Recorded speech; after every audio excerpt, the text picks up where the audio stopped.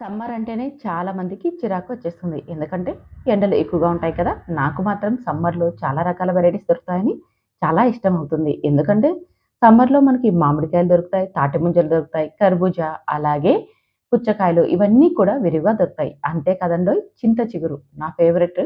చింత చిగురు కూడా ఈ సమ్మర్‌లోనే మనకి అవైలబుల్‌గా ఉంటుంది. చాలా చాలా రుచిగా ఉంటుందండి. చింత చిగురుతో చేసుకునే రెసిపీస్ అన్నీ కూడా. ఈరోజు మీకైతే చింత చిగురుతో రైస్‌ని ప్రిపేర్ చేసి చూపించబోతున్నా. చాలా రుచిగా ఉంటుంది. వన్స్ ట్రై చేశారంటే ఎక్కువగా ఈ రెసిపీని మీరు ఈ సమ్మర్‌లో ప్రిపేర్ చేసుకుంటారు. మరి ట్రై చేయండి. దీనికోసం మనం ముందుగానే రైస్ ప్రిపేర్ చేసుకునేటప్పుడు అందులోకి ఒక పావు టీ స్పూన్ పసుపును, రుచికి సరిపడా ఉప్పును, ఒక పావు టీ స్పూన్ ఆయిల్‌ని వేసేసి కలిపి రైస్‌ని ఉడికించుకోవాలి. చూడండి ఇలా పొడి పొడిగా వచ్చేలాగా రైస్‌ని ఉడికించి పక్కన పెట్టుకోండి.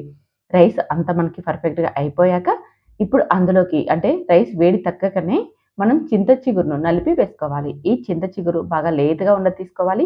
అలాగే ముందుగానే శుభ్రంగా కడిగి ఆరబెట్టుకోవాలి. అంటే చింత చిగురు కడిగిన వెంటనే తడి ఎక్కువగా ఉంటుంది కదా! అందుకని చింత చిగురును ముందుగానే తడి లేకుండా ఆరబెట్టి పెట్టుకోవాలి.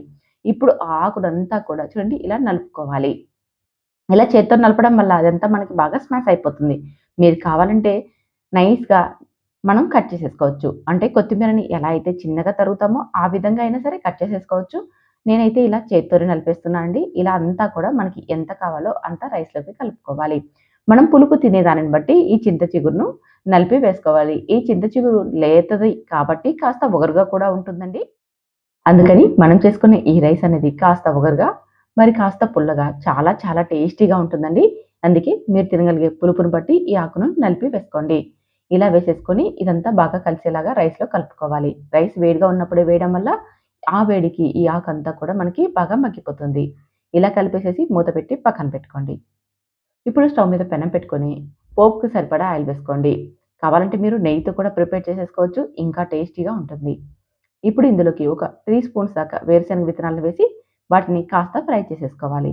తర్వాత ఇందులోకి శనగపప్పు ఒక స్పూను, అలాగే ఉద్దిపప్పు ఒక స్పూను, ఒక హాఫ్ టీ స్పూన్ దాకా ఆవాలు, 10 దాకా జీడిపప్పు ముక్కల్ని వేసేసుకొని లో ఫ్లేమ్‌లో ఇవన్నీ కూడా క్రిస్పీగా అయ్యేంత వరకు వేయించుకోవాలి. ఎప్పుడు కూడా ఈ పోపు దినుసులన్నీ లో ఫ్లేమ్‌లో వేయించుకుంటేనే టేస్ట్ చాలా బాగుంటాయి. తినేటప్పుడు కరకరలాడుతూ ఉంటాయి. ఇవంతా బాగా ఫ్రై అయిపోయాక తినగలిగే కారాన్ని బట్టి పచ్చిమిర్చి ముక్కల్ని, అలాగే గుప్పెడు కరివేపాకును వేసేసుకొని మంటను లో ఫ్లేమ్‌లో పెట్టుకొని వీటిని బాగా మగ్గించుకోవాలి. మనకిక్కడ పచ్చిమిర్చి ముక్కలనేది అక్కడక్కడ బాగా చూడండి వైట్ కలర్ వచ్చేసాయి. అంటే మనకి బాగా ఫ్రై అయిపోయినట్టు.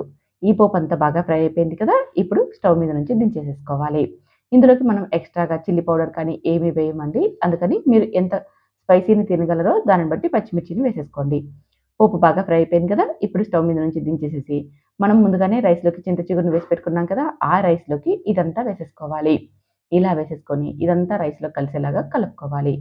మనం రైస్‌ని ప్రిపేర్ చేసుకునేటప్పుడు ఉప్పు వేసుకున్నాం కదండీ! ఉప్పు సరిపోయిందో లేదో ఇప్పుడు చెక్ చేసేసుకొనైనా మనం మరి కాస్త వేసేసుకోవచ్చు. ఇలా స్పూన్‌తో కలుపుకునే కంటే కూడా చేత్తో కలుపుకున్నామంటే రైస్‌కి ఈ ఫ్లేవర్స్ అన్నీ కూడా చాలా బాగా అంటుకుంటాయండి. ఇక్కడ మరొక విషయం చెప్పాలి. నేను రైస్‌ని ప్రిపేర్ చేసుకునేటప్పుడే మనం అన్నం వండుకునేటప్పుడు పసుపును, అలాగే ఉప్పు వేసుకొని వండాం కదా! మీరు కావాలంటే అలా అయినా ప్రిపేర్ చేసేసుకోవచ్చు. లేదనుకోండి తెల్లటి రైస్‌ని వండేసేసుకొని, మనం పోపును ప్రిపేర్ చేసుకున్నాం కదా! ఆ పోపులోకి పసుపును, ఉప్పును వేసేసుకొనైనా ఈ పోపును తయారు చేసేసుకొని రైస్‌లోకి కలుపుకోవచ్చనమాట. కాకపోతే మనం అన్నం వండుకునేటప్పుడే పసుపును వేసుకున్నామంటే రైస్‌కంతా కూడా పసుపు అనేది బాగా అంటుకుంటుంది. ఆ ఫ్లేవర్ కూడా తినడానికి చాలా బాగుంటుంది. ఒక్కసారి ఇలా కూడా ట్రై చేయండి. లేదు మా దగ్గర వైట్ రైస్ ఉందనుకోండి, ఇలా కలుపుకోవాలనుకుంటే పోపులోకి పసుపు, ఉప్పు వేసేసి కలుపుకోండి. అంతేనండి. సింపుల్‌గా తయారు చేసుకునే చింత చిగురు రైస్ రెడీ అయిపోయింది. చాలా చాలా టేస్టీగా ఉంటుంది. మార్నింగ్ బ్రేక్‌ఫాస్ట్‌కైనా, పిల్లలకైనా, పెద్దలకైనా చాలా చాలా బాగా నచ్చేస్తుందండి. మరి మీరు కూడా ట్రై చేస్తారు కదా! ట్రై చేసి టేస్ట్ ఎలా వచ్చిందో కామెంట్ చేయండి.